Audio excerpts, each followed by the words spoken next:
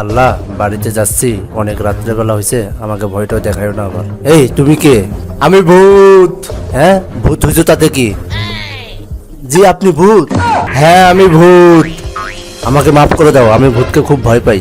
তোর কোনো ভয় নেই, আজ আমার জন্মদিন। ওহ, তাহলে তো মিষ্টি খাওয়ানো হবে। আচ্ছা ভূত, আপনি আপনার জন্মদিনে কি কি করে থাকেন? আমার জন্মদিনের দিন আমি যারে সামনে পাই তার কল্লা কেটে আমার জন্মদিন পালন করি। হ্যাঁ,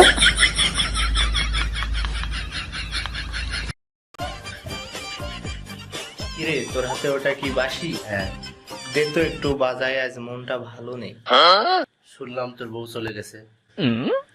এক ছিদ্র সামলাতে পারিস না, ছয় ছিদ্র সামলাবি কি করে?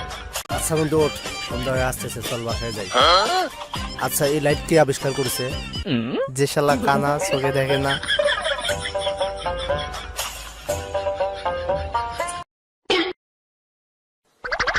কই যাস? ওই বাসায়। কেন? ভাবি ডাকছে। ভাই তো বিদেশ থাকে, আর ভাবি তো বাসায় একাই থাকে।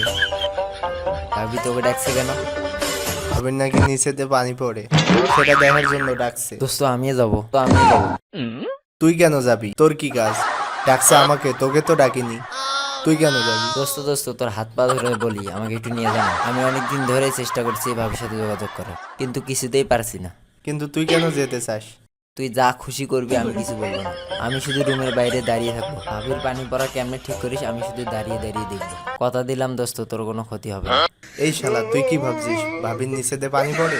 পানি পড়ে ভাবির রান্নাঘরের ট্যাপ থেকে, আর আমি সেটা ঠিক করার জন্য যাচ্ছি। আচ্ছা দোস্ত, একটা কথা বলতো। কি কথা?